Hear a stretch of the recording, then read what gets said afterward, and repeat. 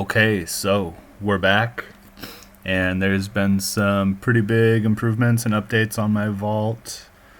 So basically, what you're looking at here is a clean install of the most minimum files that you need to get started. So this is the Core AF vault, and so you can download this on my GitHub or on the Gumroad. And the first thing you want to do is turn on community plugins and then download Datacore. Datacore is the engine that runs the vault, pretty much. Everything is going through Datacore at this point. So then you go to the systems folder and the settings file, and you head on over to capsules. And so what I've done is I've separated all of the vaults into different capsules, is how I think of it. And you can just click install and see it starts downloading things over here, and it even will set the front matter for files and put things in all the right directories and link things. So I'm just going to pull everything, and you can just pick and choose what you want. And then you'll also see here, sometimes the buttons kind of bug out, but it's working right now. So you can actually delete and reinstall these capsules. And yeah, see, there it goes. And eventually I'm going to set it so that it can actually look and see if there are updates available on GitHub. And then if there are updates available, it'll give you a notification. All right, so we got that. And just so you know, like in the future, so now we downloaded everything, and you can see the themes are showing up. The colors are on the Datacore components, but not on the vault yet. And if you go back into capsules, it does actually sync with what is installed and what's not installed. And you can also change the order that things show up in the daily wrapper. So I'm going to go through setting all this up from the Core AF vault in a second, because there are some things that you need to set up to get it to work properly. And yeah, actually I'll show you that later, because we need to download some more plugins. So I'm just going to go with the red, and let's go red and blue. Oh, actually, you know what? This isn't even going to work. So we got to go. First, we have to get community plugins. Okay, so first thing we need style settings. I'll include a list. And there is a pre-built vault available if you want to just have everything and it's all set up and ready to go. So we need templater, and we need task notes, and I think that's it as far as the core vault goes. Yeah, we got Datacore, minimal theme settings, style settings, task notes, and templater. And then you also want to go to appearance and get the minimal theme by Capano. Alright, so now we can go back into the theme studio here, and we'll go Savage Croc. You can apply it, and there we go, just like that. You've got your style settings all set. You can make your own of all these things too, by the way. You can make all this stuff customized. And so now that we have templater, we can use this button to make the daily note. One click, there it is. And so here is the top bar. This top bar is it's basically like a health tracking tool widget. And so the way that I like to set it up is I like it to be like I'm going through my day. So meditation and stuff, that's more at the end. Trends I put at the very end. Meals I put by activities. And then movement I put by meals. Okay. So basically how it works is you wake up in the morning, you check in, you look at your activities, I log my cups of coffee and stuff like that. And then you look at the meal plan, what's going on, do I have the food prepped for today or do I have to cook stuff? Look at your movement, so then, what's my workout? And then, like, sometime midday through the end of the day, you're going to do a quick journal entry, and then a meditation in the evening, and then your evening reflection, and then you can look at the trends at any time you want. So now if we go back here and we reload, gotta reload that. Oh, okay. By the way, all of these dashboards, they really should be in reading mode. It just makes it a lot easier. I'll show you why it is that way real quick. So part of the way I have this set up is there is the bottom bar, and the bottom bar is more about Vault navigation. So we can go to the settings. So you can see this is just an embedded link to a file. But if I'm not in reading mode and I click, see how it selects that? So that is kind of annoying, because if I'm down here and I click that, it brings me back up to the top. But if you're in reading mode, you don't have to worry about that, and you can just interact with it like how you normally would. Oh, it took me out of reading mode somehow. Yeah, so that's weird why it's doing that. So as long as you're in reading mode, these widgets and dashboards all work. No problem. So yeah, and I'll just kind of run through it again real quick. So we have activities. So this is just what it comes with from the default. And we also have the activity manager, which is where you can actually see all of the activities. You can choose to show them or hide them. You can edit them. There are other places to set your goals for these things, so I'll go over that later. But if you wanted to make your own activity, it gets added to the bottom. I know it's kind of a lot of scrolling. So if I wanted to track the cups of coffee, so I'm going to put an icon in here. Let's see, we'll do coffee. Do one of those. We'll delete that, put a coffee cup. And just, this stuff is not as important, but we'll just, do coffee, coffee, coffee. We're going to do a value, because we're going to be tracking cups of coffee. It's not a rating, it's not a yes, no. And then the count is, it's something different. It's more for the widgets that I've built. So the goal, we're going to put 2 cups of coffee, and the unit is cups, and the increment is 1. And we're going to create that activity. So now if we go back to the top, and if we refresh the view, cups of coffee, and there's a nice little button right here, so you can just say, yeah, I drank one drink. I actually I think I'm on my 3rd cup, to be honest. So that's activities, and you can make any activity that you want. If you want to track, I don't know, you could track, like times you've went hiking this week. You could track all types of stuff. Whatever you can think of tracking, you can track it. It is more of a manual tracking, though, and so you do have to maintain it yourself. But then there's other things like the meal planner, and I don't have it set up in this vault, but that's what's so cool about this vault is you can build your own meal plans and basically build up like your own recipe books. And I do have Obsidian comes with there's a plugin, official plugin by Obsidian, and it's a web clipper. And what you can do is you can go find recipe websites and just one click clip the website, and it goes straight into your Obsidian vault, and then you have that recipe. And if you use, I include the I think it's a JSON file. And so you just basically copy paste the JSON file into the web clipper, and it will clip a website and put the recipe note into your vault with all of the proper front matter.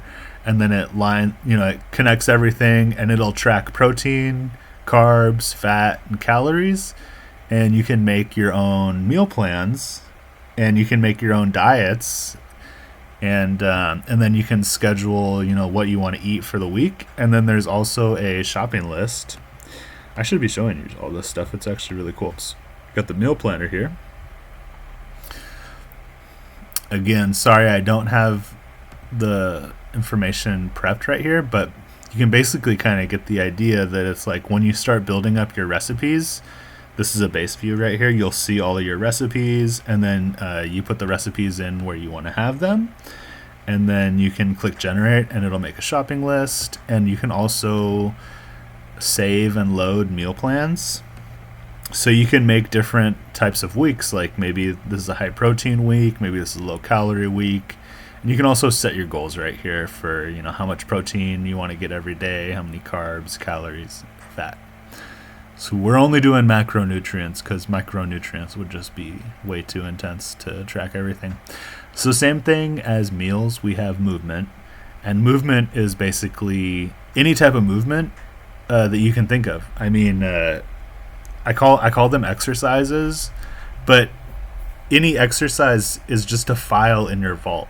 So it could be a file about, you know, deadlift, bench press, like squats, curls, like different types of curls, preacher curls, wide curls, pull-ups, push-ups, all the different types of push-ups. And you can have a note for every exercise, but the exercises could also be things like yoga poses or stretches. You know, it could be like forward folds or figure fours or legs up the wall or squats, like sumo squats, maybe a stretch, or like Bulgarian squats or whatever.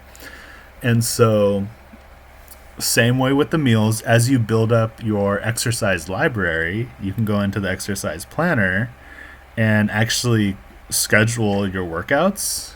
And then I should show you this using Templater. We have a workout. So if you have the workout plan template, this comes with the vault. And so we'll just make a demonstration. You can always input that stuff later. So with the workout builder, we can actually, I don't have any exercise notes in my vault, so it's not going to show anything. But basically you click plus, and then it shows you all your workouts here, and you can type in and find your workout, and then add it, and it adds it all into here, and it adds it into the front matter, and then all of that links into the workout schedule, and then it gets represented on today's movement plan. So I mean, it's like a little bit complex, but it's really not, because once you get it, it's just like, oh, okay, yeah, you know, you just, like how you would normally use Obsidian, you create notes about stuff, in this case exercises, and then this is a way to organize them, build workouts, and then schedule workouts in the week. And then all of that gets reflected on your daily wrapper, the homepage, or however you want to think of it, whatever you want to call it. So basically, you can think of this top bar, like I've already said, it's like going through the day. So we've gone through the morning, we've tracked some of our activities, we've thought about meals, maybe we're through lunch and we're getting close to dinner, or maybe it's after dinner. We've done our workout, our movement for the day, and now we're going to do a journal. And so same thing, it creates a journal entry using a journal template. And then this is really cool. I like this because it just opens a window to the note right here, so you can start typing and basically just, you don't even have to leave the home page, but if you want to, you can open the note and you can maybe do like some more markdown syntax or whatever you want to do, work on the front matter, do that kind of stuff. And so you do your journal entry every day, don't forget. And then we have the meditation. And so the meditation is, I love meditation. I think it's very important that people develop their mind. And I know that meditation is a muscle. And it's like kind of a weird way to think of it, but you can really develop your meditation skills. And so if you have ever like played sports or been in a really high intensity adrenaline pumping situation, you know that feeling where your body just clicks on and the adrenaline starts pumping, and you know, like, oh, your body goes into fight or flight basically. If you train your body with meditation, you can kind of do the same thing in reverse. Like you can tap into that calm mind state and just activate it and trigger it. whenever you need. I mean, it's not always going to be like perfect, and especially if, you know, it takes years to develop the skill, but it's something that everybody should be aware of and start working on. So I mean, starting off, honestly, I doubt that like most people can even do 5 minutes of meditation, but here it is. It's pretty cool. We got a nice little meditation visual aid, breathe in, breathe out. I mean, people pay like people pay for this app, and it, you know, you can get it here free. So I definitely recommend that. And then after your journal, after your meditation, we do an evening reflection. And so you can basically, what I do is, you know, it's just, how did my day go? Like, how was I feeling today? Was it a 3? Was it a 5? A 1, you know? And then there's some preloaded, I don't even know what you would call these, like emotions. And you can basically just say like, oh man, like today was a stressed, frustrated day, or it was a grateful day, or I was like really confident and excited. And then, why is it doing that? If I double, that's kind of weird. I've never had that bug before. If I double click, it goes into, is that what's going on? Yeah, if I double click, it goes into README. Okay, whatever. And so that's the evening reflection. There you go. You can just, you know, quick click, click, click. And it all works on mobile too, by the way. And then there's also tomorrow's plan. So this, the way I use the evening is, this is like the last thing that I do on my phone for the day. And so, you know, I put in my mood, I put in how I'm feeling. You can also add custom emotions here, by the way. So it's like, if it was like really bad or really good, you can type some stuff out there. And then tomorrow's plan, you can make a quick plan. And this does show up in, it's not here because I don't have it, I don't have one from yesterday, but it will show up in the morning. I forget what it's called, but it's like the morning update. So tomorrow's plan, this shows up tomorrow morning right here when you check in. So that's basically going through the day. And then we have the trends. So, oh man, these still aren't tracking right. Okay. Well, basically we have a 4-layer heat map here. And when the activities are being logged correctly, it does show up right here. But as you can see, it's not exactly working. I'll have to fix that. Okay. And then we go on to the bottom bar. And so we have the task notes agenda view. We get the calendar, Kanban board. You can drag these around.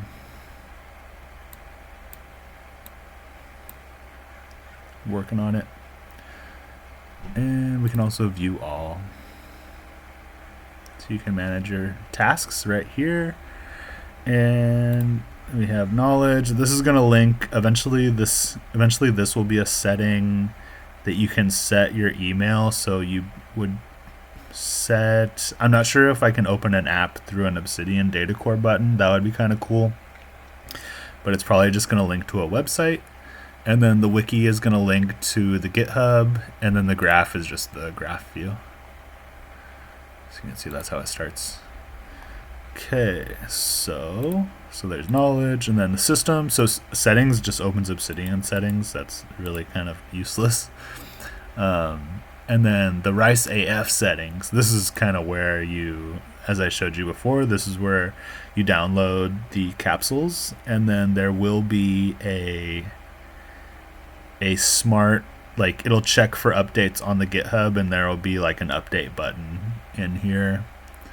And you can change the order on the top bar right here is this order. And then we also have dashboards. So the academic dashboard, this is actually the thing that I use the most. This is super cool. So how the academic dashboard works is you, at the very beginning, you're going to make a new term. So we'll just do a test 2026. And you set the dates, the start date and the end date. You don't have to do that stuff, but it kind of helps.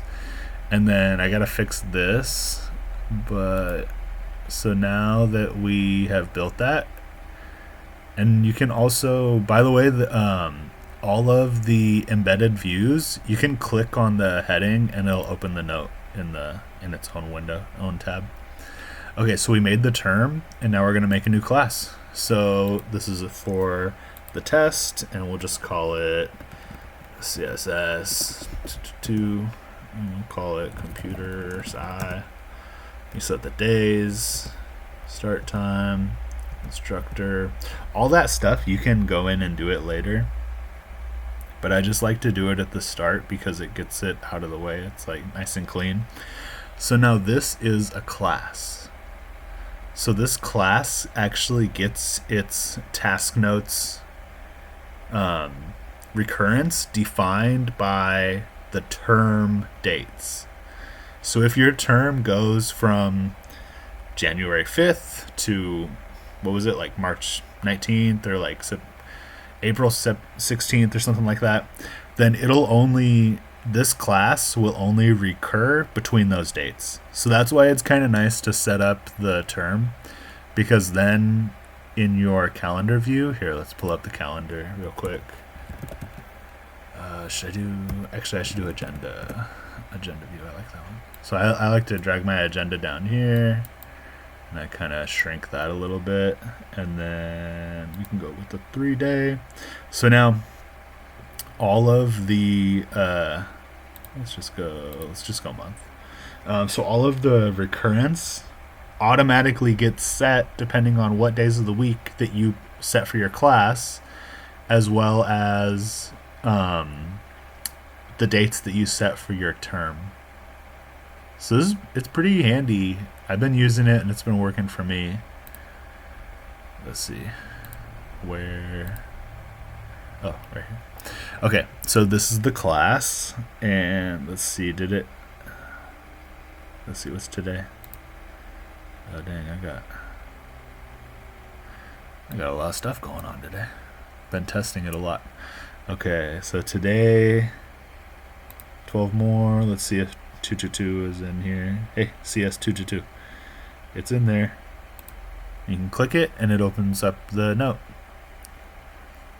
So I should have set all this stuff, and I still have to iron out some of the task notes stuff, but it does work when you start using it.